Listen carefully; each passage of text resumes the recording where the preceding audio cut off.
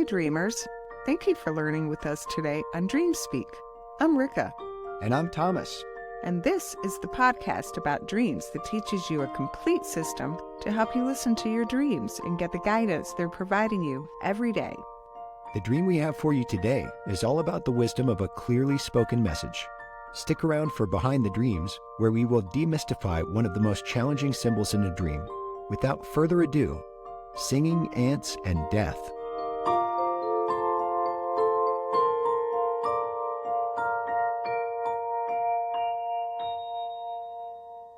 So I had two dreams. In the first one, there were children and what may have been dwarves, and I think all ages of people. And I wanted to get all of them to sing. And before that happened, I know somebody had died. I'm not sure who. And I was trying to get these aspects to sing, but they were just humming instead of singing words. And so I was trying to demonstrate what I wanted them to do. And it was kind of like in the movie Elf, when he starts singing, I'm singing a song, like that. And so I was doing that because I'm not really a singer. And I was trying to get people to follow along and start to sing words. So that was the first dream. And then a little while later, I had another dream that morning. I was in a house and it was pretty messy. There was a lot of stuff on the floor, a lot of crumbs on the floor. And Thomas, my husband, was there, but he was an old man, much older than he is now. And I was old too in the dream. And I was wanting to clean up and he had to go somewhere. And then he picked up a broom and I said, I told you I was going to clean this up because there was a bunch of ants on the floor and I wanted to get it cleaned up before they all discovered the crumbs and came in and there would be even more of a problem. And then I said to him, don't you know that I always take care of all of your needs? And that was the end of that dream. So there's a lot of potential interesting entry points here. One of the things that you mentioned first in your dream recording was that it's a death, but you weren't sure who it was. Death in a dream represents change. So some aspect of you has changed in a really significant way. Yes. And that leads to your urge to get all these people singing. Yeah, and singing in a dream, for me, always represents harmony, trying to bring and harmonize these different parts of myself. I was trying to get them to harmonize all of them together, and they were kind of resistant. So I guess there's a part of me that's resisting maybe this change and harmonizing this change that's taking place. In their resistance, we thought maybe some of the emotional content there was insecurity. Does it sound right? Yeah. Like the insecurity to open up and sing. Mm-hmm. And if that's the case, then you can connect that back to your waking life by looking for traces of insecurity. Then we can kind of jump to a different point in this dream and even in the second dream, because almost always when you have more than one dream that you remember the same morning, they're tied to a single theme. And I think that's going to be the case here. So in the second dream where I am an old man, but there's ants on the floor, we can talk about ants. And I think that's going to give us some interesting clues. Right. Yeah. Ants, when we look that up in our shamanic book, looking for the symbolism of different animals and insects, ants represent productive aspects or productive thoughts that we have, because ants are very productive. They're very busy. They get a lot of things done. And that's always been sort of a pattern of mine, needing to be productive. Yeah. And then you add to that our original dream dictionary, no longer our primary dream dictionary. And their view on insects is that they are thoughts that are kind of obsessive patterns. So it almost would imply that there's a fixation on productivity. What do you think? Yeah, that's been an issue for me. Okay. You've got this more elderly version of me that doesn't even seem like me. When an aspect is elderly, it indicates that aspect of you is kind of nearing the end of its life cycle, meaning that it's ripe for a change. It's, its energy is kind of worn out. And Right. so I think it feels like that aspect of you that is represented by me is tied to your sensibility that you need to provide for others or take care of me all the time. And that gives you kind of a sense of purpose. What do you think? Well, yeah, I said, and it was very clear and very directly to you. I came up right into your face and I said, I always take care of all of your needs. Mm-hmm. And so, yeah, that is maybe something that's needing to change or is changing. Yeah, and that ties us back to the beginning of the first stream, the idea that there is an aspect that died, but you're not exactly sure who. That's probably the change, is that you're ready to see yourself in a different way and kind of enter a new phase of your life where that doesn't really define your purpose the way that it may have in recent years. Yeah, that's very good. Anything else you want to explore in this dream? I think we've covered the basics. Nice. Stay with us because after the bell, we'll be taking you behind the dreams.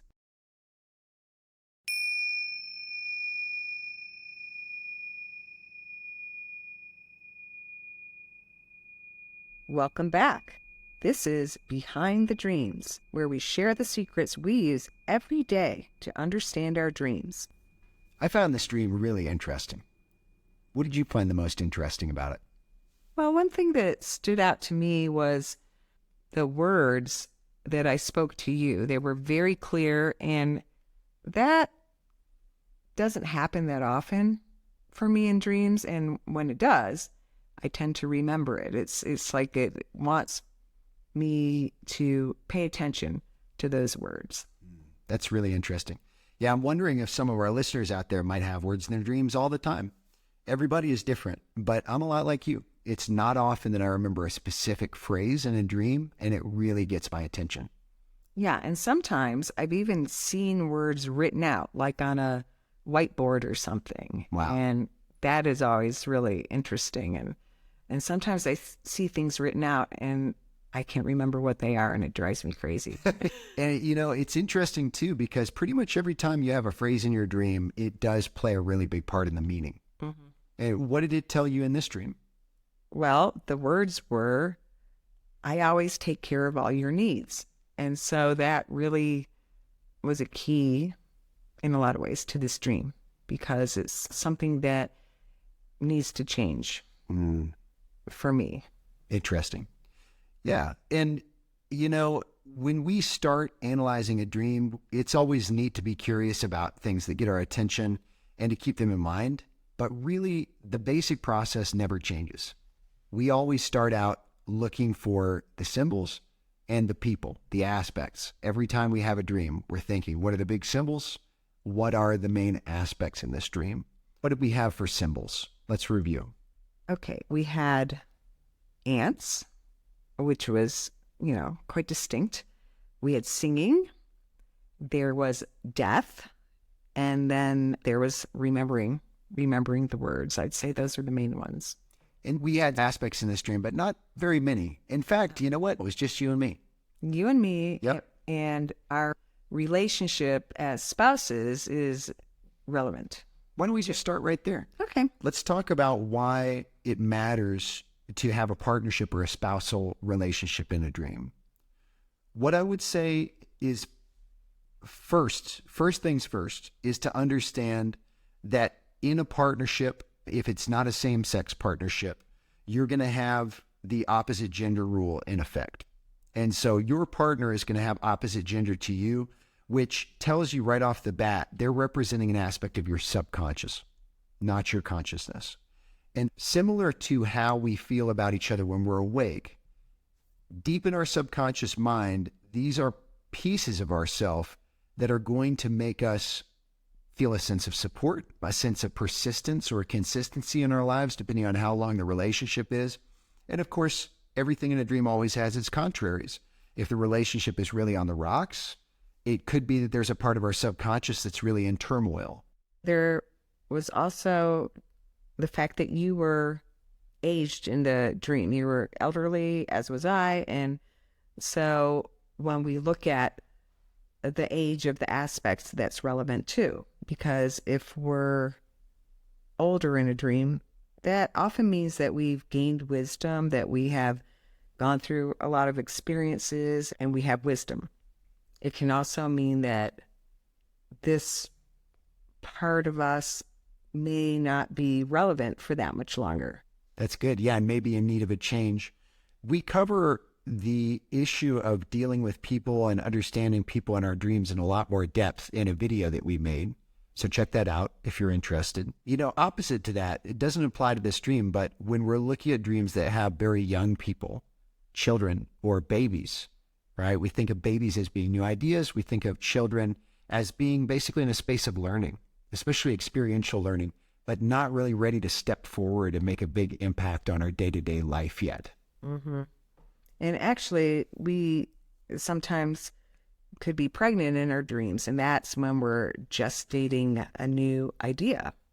So another thing about these two dreams is that they happened in the same night, and usually we find that when we have more than one dream that we remember, that they are related and share a common theme. Yeah, it's a pretty fascinating tendency that we've found. And it's just different ways to maybe get that message to us or show us different parts of it, different ways that maybe we can understand it. And then our symbols. What about our symbols in the dream? I think I just wanted to dwell a little bit on how fascinating the symbolism of animals can be, especially when you understand that while animals will almost always represent some kind of habit, like the little ants did in this dream, a habit of productivity or kind of a craving to be productive, there is this whole world of shamanic symbolism for animals. And I'm trying to remember how we ever really stumbled onto that. I think it was just to do with the fact that animals show up so often in people's dreams. They'll dream about a pet or an animal lots of times, you know. When those animals show up and you start unlocking the meaning of the dreams, you find that there are times that these animals appearing in your dreams hold real power, that they can be strong and represent your good qualities like courage or persistence or cleverness or endurance or, you know, I don't know, probably just go on and on making a boring list for a really long time. Well, we did start out, I think, with Ted Andrews' books.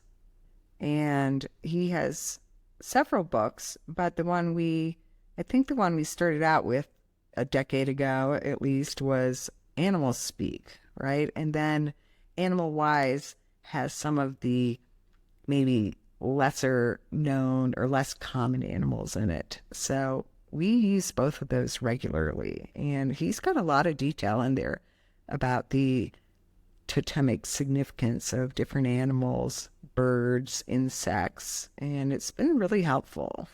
And I think our soul knows that we have these resources and can guide us to unlock the meaning through the resources that we have.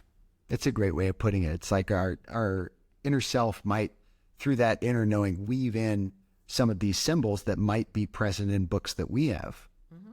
Yeah, we both, I think, really recommend the Ted Andrews books, and we still use them. We use them a lot. So one of the other symbols in the first dream was singing, and we do talk about that some, but for me, music and singing. And especially playing the piano, because you've been a lifelong pianist. Yes, that shows up a lot for me in my dreams. And as I said before, it's usually about creating harmony, or harmony is created, or I want to create harmony. You know, it has to do with bringing those aspects together to create something really beautiful. I find that to be a really fascinating example of how our chosen activities in waking life can be like a spiritual springboard for us, because the higher learning that you seem to be engaging in is about bringing harmony to all areas of your life. But it seems as if your lifelong practice of playing the piano has actually kind of elevated that space inside you from what we've seen in your dreams over the years. Yeah, and sometimes my pianos take odd shapes, or maybe they're only 2 octaves, or maybe they're gigantic, or maybe they're very small, or maybe they're stacked on top of each other. I mean, they show up all the time in my You've had dreams. toy pianos. Yes.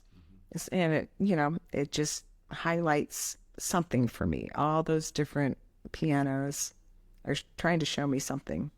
I guess the last symbol that we haven't discussed in much depth is death. And we said, I think, the most important thing in the analysis, which is that death is change. And what I'd like to share today is just to understand that in a dream, death is not to be feared. It can come in nightmares, and it can be wrapped up in a package that can be intimidating at first until we really get under the surface. But no matter who's dying in a dream, whether it's us or a relative or, maybe somebody that we are afraid of, it's all going to be giving us some clear message about change. Generally, some kind of change that's needed, sometimes change that we're having resistance about. Mm-hmm. I think it may seem counterintuitive, or it may seem strange, but usually when we wake up and we've had a dream where someone's died, we're like, yeah, I'm making a change. I'm not resisting. I'm allowing it to happen. Or, sometimes we'll say we should have killed off that guy, in our dream, because, a change. Then it's sticking around and causing more problems. Right. So it does take a while, I think, to get used to that idea that death is actually usually a positive thing in a dream. Yeah. Well, this has been a really fascinating edition of Behind the Dreams, and thank you for listening with us and learning with us. And we will talk more about dreams on the next episode.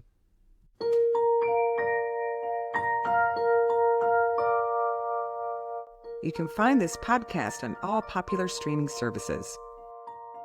Connect with DreamSpeak for even more learning. Our socials are in the description.